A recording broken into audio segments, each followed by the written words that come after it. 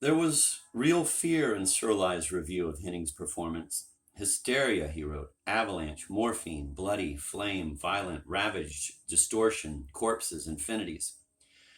He was right to be scared. Hugo Ball's diaries are a dubious record because they make up a treatise on ethics.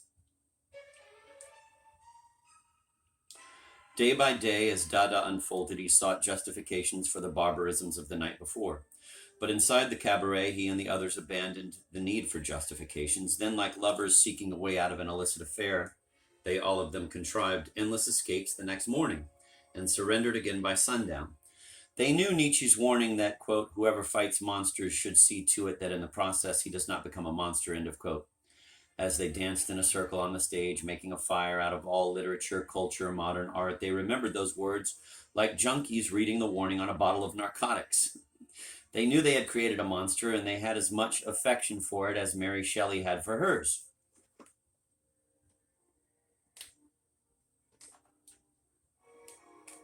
My little child. Holzenbeck. If you have had the miraculous good fortune to be present at the birth of such a sensation, you will want to know how it happens that an empty sound, first intended as a surname for a female singer, has developed amid grotesque adventures into a name for a rundown cabaret, then into abstract art, baby talk, and a party of babies at the breast, and finally, well, Holzenbeck said in 1920, I shall not anticipate. This is exactly the history of Dadaism. Dada came over the Dadaists without their knowing it. It was an immaculate conception, and thereby its profound meaning was revealed to me. In the hands of the gentleman in Zurich, Dada grew into a creature which stood head and shoulders above all present, and soon its existence could no longer be arranged with the precision demanded by a businesslike conduct of the Dadaist movement in art. Despite the most impassioned efforts, no one had yet found out exactly what Dada was.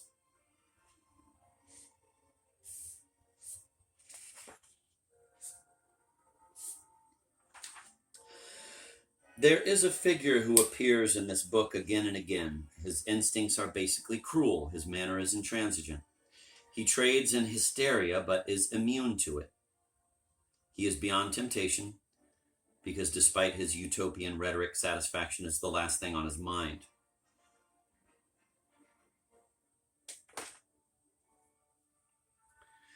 He is unutterably seductive, yet he trails bitter comrades behind him like Hansel his breadcrumbs, his only way home through a thicket of apologies he will never make. He is a moralist and a rationalist, but he presents himself as a sociopath. He leaves behind documents not of edification, but of paradox. No matter how violent his mark on history, he is doomed to obscurity, which he cultivates as a sign of profundity. Johnny Rotten / Johnny Lydon is one version. Guy Debord is another. Saint Just was an ancestor, but in my story, Richard Holzenbeck is the prototype. God only knows what he was like as a psychiatrist. Quote, I still have a clear memory of the evening on which I entered the Cabaret Voltaire, end of quote, he wrote in 1957. Hugo was sitting at the piano playing classical music, Brahms and Bach. Then he switched over to dance music. The drunken students pushed their chairs aside and began spinning around. There were almost no women in the cabaret. It was too wild, too smoky. Hugo had written a poem against war and murderous insanity. Emmy recited it. Hugo accompanied her on the piano, and the audience chimed in with a growl, murdering the poem. Holzenbeck idolized Ball. They met in 1912 in Munich, where Holzenbeck was studying literature and art, and Ball was working in the theater. The next year, Holzenbeck contributed to Ball's magazine Revolution as its in-house Paris correspondent. He had at least been to Paris studying philosophy at the Sorbonne in late 1912. After Dada, he would become a real-life foreign correspondent for Berlin newspapers, traveling around the world, interviewing Chiang Kai-shek and turning up at the funeral of Sun Yat-sen. When Ball left Munich for Berlin in 1914, Holzenbeck followed. In the first months of the war, they organized readings to honor newly dead poets from both sides. In 1915, they put on an explicitly anti-war, anti-German expressionist evening, offering nonsense verse and, quote, Negro poems, end of quote, to counter the destruction of Europe. When Ball first abandoned Dada in July 1916, Holzenbeck had a nervous breakdown that lasted almost 6 months. Quote, punishment for Dada hubris, end of quote, he said.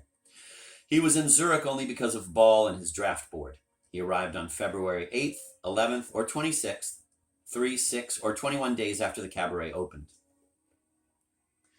Despite the noise in the crowd, he found it dead. He wanted a big beat, and he was ready to make it. With those, quote, Negro poems, end of quote, Negergedicht, based on fragments of information about ragtime, based on nothing. Each poem ended with bones in the nose, quote, umba umba, end of quote. He read the poems out on stage. Jan Ephraim took Holzenbeck's side. He explained that the German medical students' bourgeois primitivisms were hopeless fantasies, not even fakes. The old sailor had spent years with African, quote, Negroes, end of quote. Fine, Holzenbeck said. Well, really, he said fuck off, but Ball turned him around. Give me something authentic. A few days later, Ephraim returned with scribbles. Quote, Trabadia la madhere, megamor magagir. Trabadia bono. It was Ball who would prove with his celebrated sound poems the Dada language. If words that cannot contain facts can dissolve facts, Ephraim's sounds called up the invulnerable. Sentence.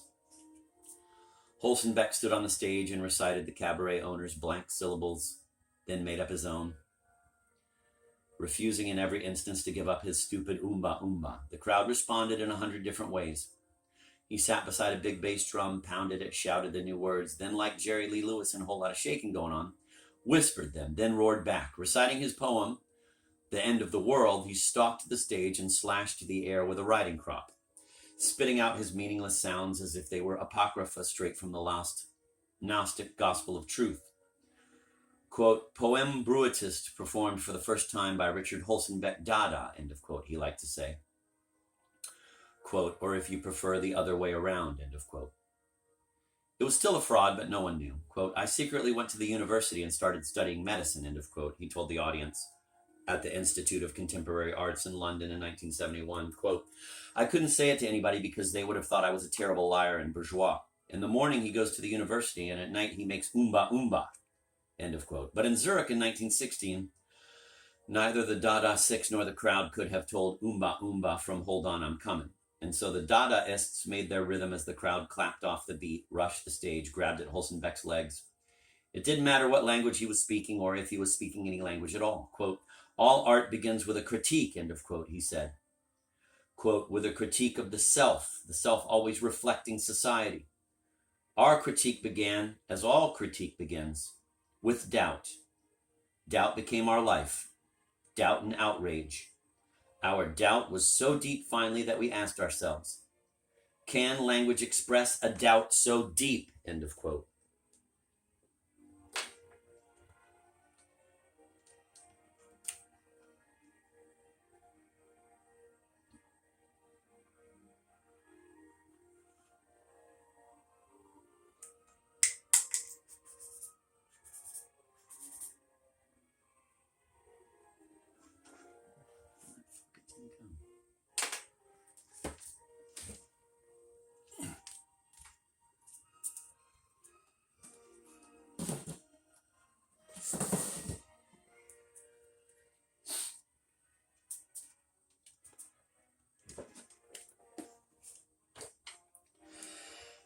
On stage, he kicked back. Fights broke out. He encouraged him.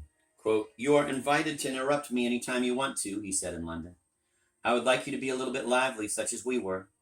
Now I am approaching the last third of my life, he said at 79.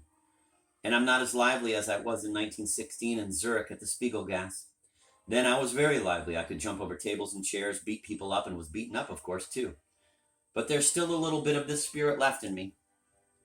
Ball, in his famous book, Flight Out of Time, describes me there as a young, aggressive, disagreeable person who always attacks the public, who spits at it, and always, as his third word says, is umba umba. It cannot go on this way. Something will have to be done about it sooner or later if he does not discontinue that. So we went on. End of quote. Disintegration. Quote, disintegration right in the innermost process of creation, end of quote, Ball wrote. It is imperative to write invulnerable sentences. June 15th, 1916. Holzenbeck comes to type his latest poems. At every other word, he turns his head and says, "Or is that an idea of yours?" I jokingly suggest that we should draw up an alphabetical list of our most frequent constellations and phrases so that production can proceed without interruption, for I too sit on the window seat trying to resist unfamiliar words and associations. I scribble and look down at the carpenter who is busy making coffins in the yard. To be precise, 2/3 of the wonderfully plaintive words that no human mind can resist come from ancient magical texts. The use of, quote, grammalogs, end of quote, or magical floating words and resonant sounds characterizes the way we both write. Such word images, when they are successful, are irresistibly and hypnotically engraved on the memory, and they emerge again from the memory with just as little resistance and friction. It has frequently happened that people who visited our evening performances without being prepared for them were so impressed by a single word or phrase that it stayed with them for weeks. Lazy or apathetic people, whose resistance is low, are especially tormented in this way.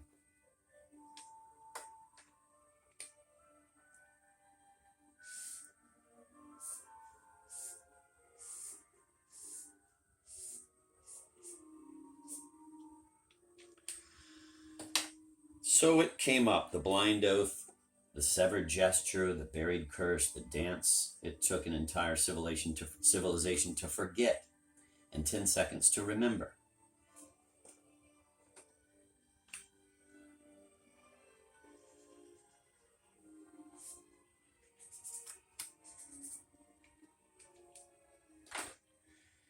The pieces Lefebvre would promise to finish smashing had been discovered.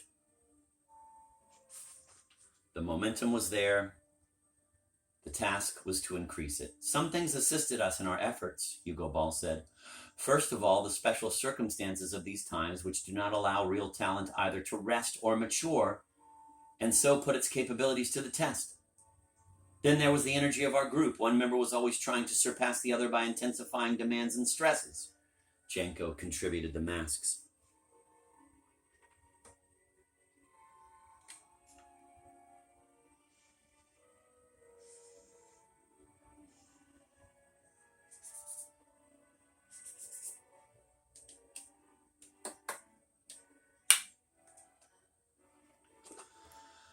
Ball saw them as abstractions of the passions, images that had somehow floated free for more than 2,000 years.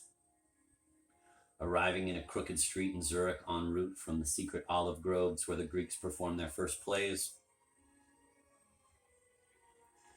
At the same time, he recognized the masks as absolutely modern, cut-ups that remained faces, but just barely. With paste and hair and cardboard, Janko had taken the noses, eyes, mouths, chins, cheeks, and foreheads of his friends and skewed them, attacked them, practiced unlicensed medicine on them.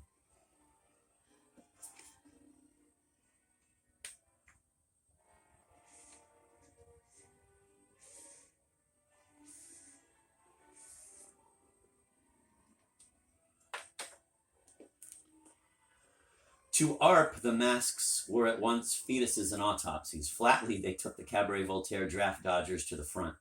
In Germany, it was already being rumored there were soldiers so hideously disfigured by the new weapons that they would have to be imprisoned in secret hospitals for the rest of their lives. After the war, photographs were smuggled out to prove it. They're so horrible they look like fakes, photo collages, like the post-war collages of Berlin Dadaist Hannah Hoch, like her Frolic Dame, Happy Lady, which looks like a burn victim smiling. But Cubism was dismemberment. If war was the highest form of modern art, who could say that a face blown up by a bomb did not reveal character?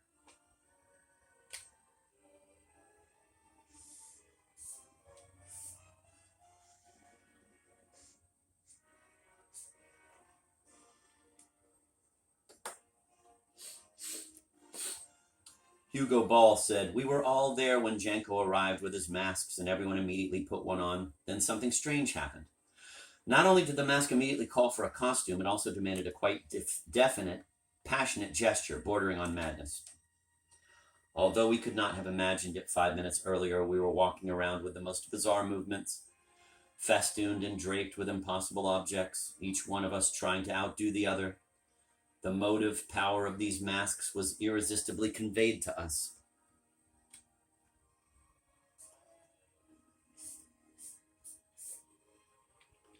So much for Russian folk song night.